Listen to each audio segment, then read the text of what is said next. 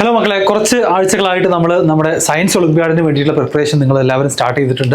അതിനുവേണ്ട ഫ്രീ ക്ലാസ്സുകൾ നമ്മുടെ ചാനലിൽ അവൈലബിൾ ആണ്. സോ അതിലേക്കുള്ള രജിസ്ട്രേഷൻ്റെ സമയമായിട്ടുണ്ട്. 2025 നാഷണൽ സ്റ്റാൻഡേർഡ് എക്സാംസ് NSE എന്ന പേരിൽ നടക്കാൻ പോകുന്ന ഡിഫറെൻറ്റ് എക്സാമിലേക്കുള്ള എൻറോൾമെൻറ്റ് ആക്ച്വലി എന്ത് ചെയ്തിട്ടുണ്ട്, സ്റ്റാർട്ട് ചെയ്തിട്ടുണ്ട്. അതിൽ എങ്ങനെയാണ് അതിൻ്റെ രജിസ്ട്രേഷൻ പ്രൊസീജിയർ നമുക്ക് നോക്കാം. സോ സെൻറ്റർ രജിസ്ട്രേഷനും അതുപോലെ തന്നെ സ്റ്റുഡൻറ്റ് രജിസ്ട്രേഷനും, അതായത് എക്സാം സെൻറ്ററുകൾ സ്കൂളുകൾ പോയിട്ട് എന്ത് ചെയ്യണം, സ്കൂളുകളിൽ നിന്നും രജിസ്ട്രേഷൻ നടക്കണം. കുട്ടികൾക്ക് ഇൻഡിവിജ്വലി എന്ത് ചെയ്യാം, അവർക്ക് രജിസ്റ്റർ ചെയ്യാവുന്നതാണ്. സെൻറ്റർ രജിസ്ട്രേഷൻ റെക്കഗ്നൈസ്ഡ് സ്കൂളുകൾക്കാണ് ചെയ്യാൻ സാധിക്കുക. ഓഗസ്റ്റ് 1 മുതൽ 20 വരെയാണ് അതിൻ്റെ സമയം. അത് ഓൾറെഡി സ്റ്റാർട്ട് ചെയ്തിട്ട് കുറച്ച് ദിവസമായി. ഇനി കുട്ടികളുടെ either by centre incharge or by individual students, രണ്ട് രീതിയിലും രജിസ്റ്റർ ചെയ്യാം. ഒന്നെങ്കിൽ കുട്ടികൾക്ക് നേരിട്ട് ചെയ്യാം, അല്ലെങ്കിൽ ആ സെൻറ്റർ ഇൻചാർജ് ആയിട്ടുള്ള ആളുകൾക്ക് ആ സെൻറ്ററിൽ എക്സാം എഴുതാൻ ആഗ്രഹിക്കുന്ന കുട്ടികളുടെ രജിസ്ട്രേഷൻ ചെയ്യാവുന്നതാണ്. അപ്പോൾ കുട്ടികൾക്ക് തന്നെ ഇൻഡിവിജ്വലി ചെയ്യാവുന്നതേ ഉള്ളൂ, വലിയ ബുദ്ധിമുട്ടുള്ള കാര്യമൊന്നുമില്ല. ഓഗസ്റ്റ് 21 സ്റ്റാർട്ട് ചെയ്തിരിക്കുന്നത്. സെപ്റ്റംബർ 14 വരെയാണ് നിങ്ങൾക്ക് കുട്ടികൾക്ക് രജിസ്റ്റർ ചെയ്യാനുള്ള ഡേറ്റ് എന്ന് ഓർക്കുക. അതിൻ്റെ ഉള്ളിൽ തന്നെ അത് കംപ്ലീറ്റ് ചെയ്യാൻ ശ്രമിക്കാം. ഇനി NSE 2025 വരുമ്പം എലിജിബിലിറ്റി ക്രൈറ്റീരിയ വളരെ ഇമ്പോർട്ടൻ്റ് ആയിട്ട് നമ്മൾ നോക്കണം. ഈ കാണുന്നത് NSEയുടെ ഹയർ ക്ലാസ്സുകളിൽ പഠിക്കുന്ന സീനിയർ സ്റ്റുഡൻസ് എഴുതുന്ന സയൻസ് ഒളിമ്പ്യാഡുകളാണ്. NSE എന്ന് പറയുന്നത് അസ്ട്രോണമി, ഫിസിക്സ്, കെമിസ്ട്രി, ബയോളജി. ഇത്രയും ഒളിമ്പ്യാഡുകൾ എഴുതാൻ എലിജിബിലിറ്റി എന്ന് പറഞ്ഞു കഴിഞ്ഞാൽ any student of class 12th or 11th, +1 +2 അല്ലെങ്കിൽ ഈവൻ 10th പഠിക്കുന്ന കുട്ടികൾക്കടക്കം ഈ സീനിയർ ലെവൽ എക്സാം എഴുതാം. അതിനുവേണ്ട കണ്ടീഷൻ എന്താണ്? എനി സ്റ്റുഡൻറ്റ് അവരുടെ ഡേറ്റ് ഓഫ് ബർത്ത് എന്തായിരിക്കണം? 2025 നവംബർ 30 അവർ +1 +2 അല്ലെങ്കിൽ 10th പഠിക്കുന്ന കുട്ടികളായിരിക്കണം. ഓൾസോ അതിൻ്റെ കൂടെ തന്നെ ബോൺ ബിറ്റ്വീൻ 2006 ജൂലൈ 1 അതുപോലെ തന്നെ 2011 ജൂൺ 30 ഇടയിൽ ജനിച്ചിട്ടുള്ള ആളുകളായിരിക്കണം. അപ്പോൾ നിങ്ങളുടെ ഡേറ്റ് ഓഫ് ബർത്ത് ഈ രണ്ട് ഡേറ്റുകൾക്കിടയിലാണ് വരുന്നതെന്നുണ്ടെങ്കിൽ നിങ്ങൾ എഴുതേണ്ട എക്സാം ഏതാണ്? സീനിയർ സ്റ്റുഡൻസിൻ്റെ എക്സാം ആണ്. ബോത്ത് ഡേയ്സ് ഇൻക്ലൂസീവ് ആയിട്ടാണ് അവർ ക്രൈറ്റീരിയ പറഞ്ഞിട്ടുള്ളത്.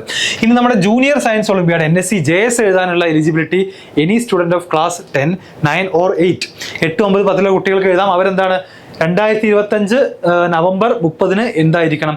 8, 9, 10 പഠിക്കുന്ന കുട്ടികളായിരിക്കണം. പ്ലസ് അതിൻ്റെ കൂടെ തന്നെ നിങ്ങൾ ശ്രദ്ധിക്കേണ്ടത് ബോൺ ബിറ്റ്വീൻ 1/1/2011 to 31/12/2012 എന്ന് പറയുന്ന ഡേറ്റുകൾക്കിടയിൽ ജനിച്ച ആളുകൾക്ക് മാത്രമേ NSE JS എഴുതാൻ സാധിക്കുകയുള്ളൂ. ഇവിടെ മനസ്സിലാക്കേണ്ട ഒരു കാര്യം, 10th ക്ലാസ്സിൽ പഠിക്കുന്ന കുട്ടികളുടെ ഡേറ്റ് ഓഫ് ബർത്ത് ചിലപ്പം ഈ കാറ്റഗറിയിലായിരിക്കും വരിക. അങ്ങനെയാണെങ്കിൽ അവർക്ക് NSE JS എഴുതാൻ എലിജിബിലിറ്റി ഉണ്ടായിരിക്കില്ല. ഇനി സിലബസ് ആണെന്നുണ്ടെങ്കിലോ 12th വരെയുള്ള CBSEയുടെ ഏത് ചാപ്റ്ററിൽ നിന്നും ക്വസ്റ്റ്യൻസ് പ്രതീക്ഷിക്കാം. അതുപോലെ physics, chemistry and biology NCERT text books up to class 10 CBSE ആണ് NSE JSന്റെ സിലബസ് എന്ന് പറയുന്നത്. എക്സാമിൻ്റെ ഷെഡ്യൂൾ നിങ്ങൾ നോട്ട് ചെയ്ത് വെക്കുക. NSE അസ്ട്രോണമി 22 നവംബർ 22 നടക്കുന്നത്, ശനിയാഴ്ചയാണ്. അത് 2:30 മുതൽ 4:30 വരെയുള്ള എക്സാമാണ്. അതുപോലെ തന്നെ ഫിസിക്സിൻ്റെ ഒളിമ്പ്യാഡ് സീനിയർ സ്റ്റുഡൻസിന് വേണ്ടിയിട്ടുള്ള ഒളിമ്പ്യാഡ് 2023 സൺഡേ ആണ്. ബാക്കി 4 എക്സാമുകളും സൺഡേ ആണ്. അതുപോലെ അതിൽ ഫിസിക്സിൻ്റെ ഒളിമ്പ്യാഡ് 8:30 മുതൽ 10:30 വരെ, കെമിസ്ട്രിയുടെ ഒളിമ്പ്യാഡ് 11:30 മുതൽ 1:30 വരെയാണ്. ആൻഡ് ഓൾസോ ബയോളജിയുടെ ഒളിമ്പ്യാഡ് 2:30 മുതൽ 4:30 വരെയാണ്.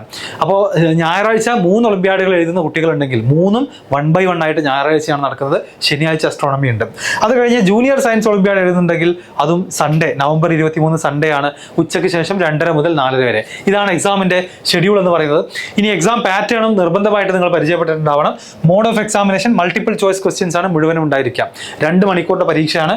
ടോട്ടൽ 216 ടോട്ടൽ സ്കോർ ഉണ്ടായിരിക്കുക. അതിൽ 60 ക്വസ്റ്റ്യൻസ് ആണുള്ളത്. ഓക്കെ, അപ്പോൾ 2 മണിക്കൂറിന് 60 ക്വസ്റ്റ്യൻ എന്ന് പറഞ്ഞാൽ ആവറേജ് നമുക്ക് 2 മിനിറ്റാണ് ഒരു ക്വസ്റ്റ്യൻ കിട്ടുക. അതിൽ തന്നെ പല ടൈപ്പ് ഓഫ് ക്വസ്റ്റ്യൻസ് ഉണ്ട്. ടോട്ടൽ നമ്പർ ഓഫ് ക്വസ്റ്റ്യൻസ് 60 ആണെന്നുണ്ടെങ്കിൽ 48 ക്വസ്റ്റ്യൻസിൻ്റെ പ്രത്യേകത +3 -1 ആണ് മാർക്കിംഗ് സ്കീം. എന്ന് വെച്ചാൽ കമ്പാരിറ്റീവ്ലി ഈ ക്വസ്റ്റ്യൻ പേപ്പറിലെ മാർക്ക് കുറഞ്ഞ എളുപ്പമുള്ള ചോദ്യങ്ങളായിരിക്കും അത്. എന്നാൽ 12 ക്വസ്റ്റ്യൻസ് +6 0 ആണ്. 6 മാർക്ക് കിട്ടും നമ്മൾ ശരിയാക്കി കഴിഞ്ഞാൽ. തെറ്റിച്ചാൽ എന്തില്ല, നെഗറ്റീവ് മാർക്കൊന്നുമില്ല. പക്ഷേ +6 ആണ് അതിൻ്റെ എന്ത് വരുന്നത്, സ്കോർ വരുന്നത്. അപ്പോൾ ഇത് ഏറ്റവും ടഫ് ആയിട്ടുള്ള ക്വസ്റ്റ്യൻസ് ആയിരിക്കും ഈ 12 എന്ന് നമുക്ക് ഈസിലി പറയാം. അപ്പോൾ ഇവിടെ പറയുന്ന കാര്യം എന്താണെന്ന് വെച്ച് കഴിഞ്ഞാൽ part A multiple choice question ആണ്. പാർട്ട് B എന്ന് പറയുന്നത് എന്താണ്, മൾട്ടിപ്പിൾ കറക്റ്റ് ആൻസറുകൾ വരാൻ സാധ്യതയുള്ള ക്വസ്റ്റ്യൻസ് ആണ് പാർട്ട് ബിയിൽ ഉണ്ടായിരിക്കാം. ഇനി രജിസ്ട്രേഷൻ്റെ ഡീറ്റെയിൽസിലേക്ക് നമ്മൾ പോകുകയാണെന്നുണ്ടെങ്കിൽ നിങ്ങൾക്ക് അവിടെ കാണാം. നമ്മുടെ IAPTയുടെ വെബ്സൈറ്റ് www.iapt.org.in എന്ന് പറയുന്ന വെബ്സൈറ്റിൽ പോവുക. അവിടെ പുതിയ ലിങ്ക് വന്നിട്ടുണ്ട്, ലിങ്ക് ഫോർ ദ സ്റ്റുഡൻറ്റ് എൻറോൾമെൻറ്റിലേക്ക് പോവുക. നിങ്ങൾ അവിടേക്ക് പോയി കഴിഞ്ഞാൽ നിങ്ങൾക്ക് 2 ഓപ്ഷൻസ് ആണ് കാണാൻ സാധിക്കുക. ഒന്ന് ഫ്രഷ് ആയിട്ടുള്ള എൻറോൾമെൻറ്റും, രണ്ടാമത്തത് സ്റ്റുഡൻറ്റ് ലോഗിനും. അതിലെ ഫ്രഷ് എൻറോൾമെൻറ്റ് സെലക്ട് ചെയ്യാം. എല്ലാ എക്സാമിനും രജിസ്റ്റർ ചെയ്ത പോലെ ആദ്യത്തെ നമ്മുടെ ഒരു ബേസിക് ഡീറ്റെയിൽസ് ചോദിക്കും. ഏത് എക്സാം ആണെന്നുള്ളത് നമ്മളോട് സെലക്ട് ചെയ്യാൻ പറയും. പിന്നെ name of the student, date of birth, school, pin code of the school where you are studying, നിങ്ങളിപ്പോൾ പഠിക്കുന്ന സ്കൂളിൻ്റെ പിൻകോഡ് ചോദിക്കുന്നുണ്ട്, മൊബൈൽ നമ്പർ ഉണ്ട്, school state, email I D തുടങ്ങിയ കാര്യങ്ങളൊക്കെ ഫില്ല് ചെയ്യണം. അതിൽ ആദ്യം തന്നെ എക്സാം ടൈപ്പ്. ഇതിൽ നിങ്ങൾക്ക് ജൂനിയർ സയൻസ് എഴുതാൻ എലിജിബിൾ ആയിട്ടുള്ള ആളുകൾക്ക് ചിലപ്പോൾ എന്ത് ചെയ്യാൻ പറ്റില്ല, ഹയർ എക്സാം എഴുതാൻ പറ്റില്ല. സിമിലർലി ഡേറ്റ് ഓഫ് ബർത്തിൻ്റെ ആ വേരിയേഷൻ കാരണം 10ാം ക്ലാസ്സിൽ പഠിക്കുന്ന കുട്ടികൾ ജൂനിയർ സയൻസിന് എലിജിബിൾ അല്ലെങ്കിൽ നിങ്ങൾ ഈ സീനിയർ ലെവൽ എക്സാം തന്നെ എഴുതേണ്ടി വരും. അത് കൃത്യമായിട്ട് ഏതാ നോക്കിയിട്ട് ചൂസ് ചെയ്യാം. അതുപോലെ തന്നെ ഡേറ്റ് ഓഫ് ബർത്ത് കഴിഞ്ഞാൽ പിന്നെ മൊബൈൽ നമ്പർ ചെയ്യാനുണ്ട്, അതുപോലെ ഇമെയിൽ അഡ്രസ്സ് ചെയ്യാനുണ്ട്, അത് തന്നെ റീകൺഫേം ചെയ്യാനുണ്ട്. ഇത് രണ്ടും ചെയ്ത് കഴിഞ്ഞാൽ ജനറേറ്റ് OTP എന്ന് പറയുന്ന ഓപ്ഷൻ സെലക്ട് ചെയ്യുക. നിങ്ങൾക്ക് നിങ്ങളുടെ മൊബൈൽ നമ്പറിലേക്കും ഇമെയിലിലേക്കും OTP വരും. അത് എൻ്റർ ചെയ്ത് കഴിഞ്ഞാൽ നമുക്ക് ആ OTP വെരിഫിക്കേഷൻ പ്രോസസ്സ് കംപ്ലീറ്റ് ആവുകയാണ്. അപ്പോൾ നിങ്ങൾക്ക് ഒരു മെയിൽ വരും, thank you for showing interest, your email address and mobile number have been successfully validated എന്നുള്ള ഒരു ഇമെയിൽ നിങ്ങൾക്ക് കിട്ടും. അവിടെ തന്നെ നിങ്ങളുടെ എൻറോൾമെന്റ് നമ്പർ ആ ഇമെയിലാണ് കിട്ടുക. കേരളത്തിൽ നിന്നുള്ള രജിസ്റ്റർ ചെയ്യുന്ന കുട്ടികളായതുകൊണ്ട് KL എന്ന് സ്റ്റാർട്ട് ചെയ്യുന്ന ഒരു എൻറോൾമെന്റ് നമ്പർ കിട്ടും. സോ അടുത്തതായിട്ട് നമ്മൾ ഈ എൻറോൾമെന്റ് നമ്പർ ഉപയോഗിച്ചിട്ടാണ് വീണ്ടും ആ വെബ്സൈറ്റിൽ പോയിട്ട് ലോഗിൻ ചെയ്യേണ്ടത്. മനസ്സിലായോ? സ്റ്റുഡൻറ്റ് ലോഗിൻ ക്ലിക്ക് ചെയ്യുക, അവിടെ ഇപ്പോൾ ഇമെയിൽ വന്നിട്ടുള്ള എൻറോൾമെന്റ് നമ്പർ കൊടുക്കുക, ഡേറ്റ് ഓഫ് ബർത്ത് കൊടുക്കുക, ലോഗിൻ ചെയ്യാം.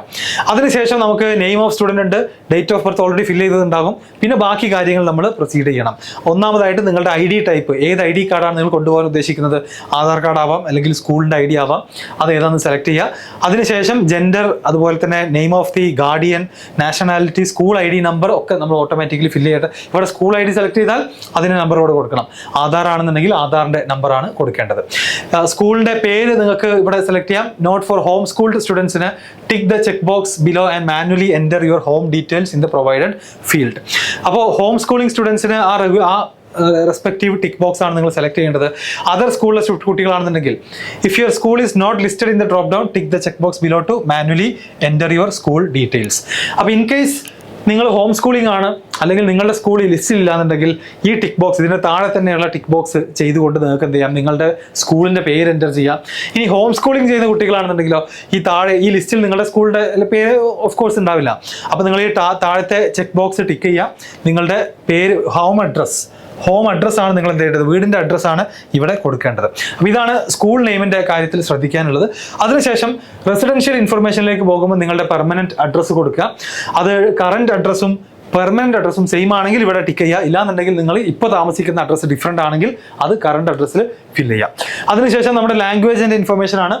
സോ ഓൾട്ടർനേറ്റ് മൊബൈൽ നമ്പർ കൊടുക്കാൻ പറഞ്ഞിട്ടുണ്ട്, ഓൾട്ടർനേറ്റ് ഇമെയിൽ അഡ്രസ്സ് ചോദിക്കുന്നുണ്ട്. And question papers are available in English, Hindi, Gujarati, Bangla, Tamil and Telugu or in any Indian language provided at least 300 students opt for it. 300 കുട്ടികളെങ്കിലും opt ചെയ്യുന്നുണ്ടെങ്കിൽ ഇന്ത്യയിലെ ഏത് ലാംഗ്വേജിനും provide ചെയ്യാൻ റെഡിയാണ്. അപ്പം ജനറലി കേരളത്തിൽ നിന്നുള്ള കുട്ടികൾ മിക്കവാറും ഇംഗ്ലീഷ് തന്നെയാണ് ചൂസ് ചെയ്യുക. 300 കുട്ടികളെങ്കിലും മലയാളം പറഞ്ഞാൽ മാത്രമേ മലയാളത്തിൽ ക്വസ്റ്റ്യൻ പേപ്പർ കിട്ടുകയുള്ളൂ. അത് ഉണ്ടാവുമെന്ന് അറിയില്ല. എനിവേ ഇംഗ്ലീഷ് ചൂസ് ചെയ്യുക. അത് കഴിഞ്ഞ് എൻറോൾമെന്റ് ഫീയുടെ ഡീറ്റെയിൽസ് ഇവിടെ കാണാം, 300 രൂപ എന്നുള്ളത്. സോ അടുത്ത പ്രോസസ്സായിട്ട് പ്രിവ്യൂ അപ്ലിക്കേഷൻ. നമ്മൾ ഇതുവരെ ഫില്ല് ചെയ്തിട്ടുള്ള എല്ലാ ഡീറ്റെയിൽസും ഒരു തവണ കാണാനുള്ള അവസരമാണ് ഇത്. ഈ ഒരു പേജ് നിങ്ങൾ കൃത്യമായിട്ട് എന്ത് ചെയ്യണം, ഓരോ ഫീൽഡും കറക്റ്റാണ്, സ്പെല്ലിംഗ് മിസ്റ്റേക്കുകളോ ഡേറ്റ് ഓഫ് ബർത്തിലെ മിസ്റ്റേക്കുകളോ ഒന്നുമില്ല എന്നുള്ളത് എന്ത് ചെയ്യുക, ഉറപ്പുവരുത്തുക. അതിനുശേഷം മാത്രം അടുത്ത പേജിലേക്ക് പോവുക. അടുത്ത പേജിലേക്ക് പോയി കഴിഞ്ഞാൽ അഗൈൻ ഈ പറഞ്ഞ പോലെ തന്നെ നമുക്ക് എന്ത് ചെയ്യാം, നമ്മുടെ എൻറോൾമെന്റ് ഫീ അടക്കുന്ന സ്ഥലത്തേക്കാണ് എത്തുക. 300 രൂപയാണ് ഒരു എക്സാം എഴുതാനുള്ള fees. Save and go to the exam centre selection or preferences, അതിലേക്ക് പോവുക. സോ അടുത്തതായിട്ട് നമുക്ക് എക്സാം സെന്റർ സെലക്ട് ചെയ്യണം. അതിനുവേണ്ടി സ്റ്റേറ്റും ഡിസ്ട്രിക്റ്റും സിറ്റിയും നമുക്ക് സെലക്ട് ചെയ്യാനുണ്ട്. അതിൽ നമുക്ക് 3 ഓപ്ഷൻസ് കൊടുക്കാം. If you are unable to choose a preferred or nearest centre from the above list please tick the check box and select your 3 distinct exam centre preferences. So basically നമ്മളോട് ചോദിക്കുന്നത് എക്സാമിൻ്റെ preference എവിടെ വേണമെന്നുള്ളതാണ്. അപ്പോൾ നിങ്ങൾ Kerala select ചെയ്യാം, ഏത് ജില്ലയിലാണ് വേണ്ടതെന്ന് സെലക്ട് ചെയ്യുക. ആ ജില്ലയിലെ നിങ്ങളുടെ ഫസ്റ്റ് പ്രയോറിറ്റി ഏതാണെന്നുണ്ടെങ്കിൽ അത് സെലക്ട് ചെയ്യാവുന്നതാണ്. അപ്പോൾ അത് കറസ്പോണ്ടിങ്ങിൽ എന്ത് ചെയ്യും, ഇവിടെ ആ സ്ഥലത്തെ, ഇപ്പം മലപ്പുറത്തെ തിരൂരങ്ങാടിയിലെ സെന്ററുകൾ നിങ്ങൾക്ക് ഇവിടെ കാണാൻ സാധിക്കും. If you are unable to choose a preferred or nearest exam centre from the list, ഈ ലിസ്റ്റിൽ നിന്ന് നിങ്ങൾക്ക് ഏറ്റവും അടുത്തുള്ള സെന്ററുകൾ ഒന്നും ഇല്ലാന്നുണ്ടെങ്കിൽ നിങ്ങൾക്ക് ഈ ഒരു ചെക്ക് ബോക്സ് എന്ത് ചെയ്താൽ മതി, ടിക്ക് ചെയ്താൽ മതി. മനസ്സിലായോ? ഇതുപോലെ ഒന്നാമത്തെ സെന്റർ നമ്മൾ സെലക്ട് ചെയ്യുന്നു. അതിനുശേഷം select your preferred examination district and city for IAPT. ഇതിനുശേഷം നമ്മളോട് പറയുന്നത് 3 പ്രിഫറൻസുകൾ കൊടുക്കാൻ പറഞ്ഞിട്ടുണ്ട്. ആദ്യത്തെ പ്രിഫറൻസിൽ ആക്ച്വലി സ്കൂളിൻ്റെ പേരടക്കം സെലക്ട് ചെയ്യാനുള്ള നിർദ്ദേശമാണ് തന്നിട്ടുള്ളത്. അതില്ലാത്തവർ ഇത് ടിക്ക് ചെയ്തിട്ട് മുന്നോട്ട് പോവുക. അതിനുശേഷം നിങ്ങൾക്ക് എന്ത് ചെയ്യാൻ പറ്റും, 3 സ്ഥലങ്ങൾ പ്രിഫർ ചെയ്ത് വെക്കാൻ പറ്റും. ഇനി ഇൻ കേസ് ഒന്നാമത്തെ പ്രിഫറൻസിൽ കിട്ടിയില്ല എന്നുണ്ടെങ്കിൽ രണ്ടാമത്തതിലായിരിക്കും എക്സാം സെന്റർ നിങ്ങൾക്ക് ലഭിക്കാൻ പോകുന്നത്. So 3 first, second, third fill ചെയ്യുക. If you are unable to choose a preferred or nearest exam centre from the above list, please tick the check box. അത് നേരത്തെ പറഞ്ഞ പോലെ തന്നെ ഇത് ആർക്ക് വേണ്ടിയിട്ടാണ്?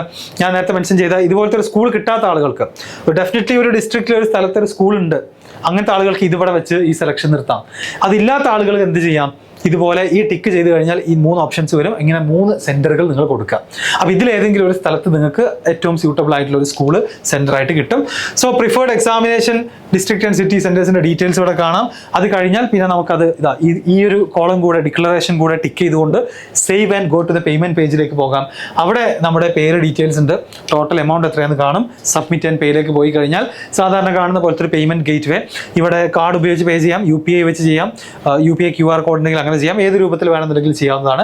സോ ഇത്രയുമാണ് നമ്മുടെ രജിസ്ട്രേഷന്റെ ഡീറ്റെയിൽസ്. ഈ പേയ്മെന്റ് കൂടെ കംപ്ലീറ്റ് ചെയ്താൽ നിങ്ങൾ നമ്മുടെ സയൻസ് ഒളിമ്പ്യാഡിന് വേണ്ടി നിങ്ങളുടെ രജിസ്ട്രേഷൻ കംപ്ലീറ്റ് ആവുകയാണ്. അപ്പോൾ രജിസ്ട്രേഷൻ മാത്രം ചെയ്താൽ പോലെ എന്തുകൂടെ വേണം? നമ്മൾ അതിനുവേണ്ടി പ്രിപ്പയർ ചെയ്യും വേണം. അതിനുവേണ്ടിയാണ് ഒരുപാട് ദിവസങ്ങൾക്ക് മുന്നേ തന്നെ XNYയുടെ ഒളിമ്പ്യാഡ് ചാനലിൽ ഈവൻ IOQM ആവട്ടെ, NSCGS ആവട്ടെ, അതിനുവേണ്ടിയുള്ള ഫ്രീ ക്ലാസ്സുകൾ സ്റ്റാർട്ട് ചെയ്തിട്ട് ഒരുപാട് ദിവസങ്ങളായി. ടോപ്പിക് വൈസ് യൂട്യൂബ് ക്ലാസ്സുകൾ, യൂട്യൂബിലെ വീഡിയോകൾ അവൈലബിൾ ആണ്. ഡെയിലി പ്രാക്ടീസ് ക്വസ്റ്റ്യൻസ് നമ്മുടെ കമ്മ്യൂണിറ്റിയിൽ പ്രൊവൈഡ് ചെയ്യാറുണ്ട്. അതിൽ ജോയിൻ ചെയ്യാൻ താല്പര്യമുള്ള ലിങ്ക് താഴെ അവൈലബിൾ ആണ്. ആ ഡിസ്ക്രിപ്ഷനിലുള്ള ലിങ്കിൽ ജോയിൻ ചെയ്ത് നമ്മുടെ ഒളിമ്പ്യാഡ് കമ്മ്യൂണിറ്റിയുടെ ഭാഗമാവുക. Live doubt solving sessions available ആണ്. എക്സ്പേർട്ട് ക്യൂറേറ്റഡ് സ്റ്റഡി മെറ്റീരിയൽസ് അടക്കം നമ്മുടെ കുട്ടികൾക്ക് കംപ്ലീറ്റ്ലി ഫ്രീ ആയിട്ട്, ഒളിമ്പ്യാഡ് എഴുതാൻ ആഗ്രഹിക്കുന്ന കുട്ടികൾക്ക്, ഈവൺ അത് IOQM ആയാലും NSCGS ആയാലും കുട്ടികൾക്ക് എന്ത് ചെയ്യുന്നുണ്ട്, കിട്ടുന്നുണ്ട് എന്നുള്ളതാണ്. സോ അത് നന്നായി യൂട്ടിലൈസ് ചെയ്യാം. അങ്ങനെ നിങ്ങളുടെ സ്കൂളിൽ സയൻസ് നല്ല ഇഷ്ടമുള്ള കുട്ടികളോട് എന്ത് ചെയ്യണം? ഈ വീഡിയോ നിങ്ങൾ ഷെയർ ചെയ്ത് കൊടുക്കണം, അവരോട് രജിസ്റ്റർ ചെയ്യാൻ പറയണം. ഒരുമിച്ച് രജിസ്റ്റർ ചെയ്ത് ഒരുമിച്ച് പ്രിപ്പയർ ചെയ്യാം. എക്സാമിൻ്റെ ഡേറ്റ് എല്ലാവരും ഓർക്കുന്നുണ്ടാവും. നവംബർ 22, 23 ദിവസങ്ങളിലായിട്ടാണ് എക്സാം നടക്കാൻ പോകുന്നത്. സോ സെപ്റ്റംബർ, ഒക്ടോബർ, നവംബർ 3 മാസം നിങ്ങളുടെ മുന്നിലുണ്ട്. നന്നായിട്ടൊന്ന് ട്രൈ ചെയ്യുക. ഈവൻ എവിടെ വരെ എത്താം? ആദ്യം നിങ്ങൾ കണ്ട പോലെ തന്നെ നമ്മുടെ ഈ ഒരു ഫസ്റ്റ് ലെവലിൽ നിന്ന് തുടങ്ങിയിട്ട് അങ്ങ് ഇന്റർനാഷണൽ സയൻസ് ഒളിമ്പ്യാഡിലേക്ക് അടക്കം കുട്ടികളെ സെലക്ട് ചെയ്യുന്ന എക്സാമിനേഷനാണ് സത്യം പറഞ്ഞു കഴിഞ്ഞാൽ അതിൻ്റെ സ്റ്റാർട്ടിംഗ് ആണ് ഈ പറയുന്ന ഒളിമ്പ്യാഡുകൾ എന്ന് പറയുന്നത്.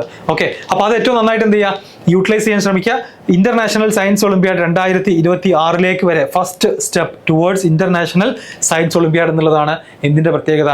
ഈ പറയുന്ന NSCGS ആവട്ടെ, NSCP ആവട്ടെ, കെമിസ്ട്രി ആവട്ടെ, ബയോളജി ആവട്ടെ, അതിൻ്റെ പ്രത്യേകത. സോ രജിസ്ട്രേഷനുമായി ബന്ധപ്പെട്ട് ഇനി എന്തെങ്കിലും കൂടുതൽ സംശയങ്ങളുണ്ടെങ്കിൽ കമന്റ് ബോക്സിൽ ചോദിക്കാം. നമ്മുടെ ഒളിമ്പ്യാഡ് കമ്മ്യൂണിറ്റിയുടെ ഭാഗമാവാൻ ഡിസ്ക്രിപ്ഷനിലുള്ള ലിങ്ക് യൂസ് ചെയ്യാം. All the best.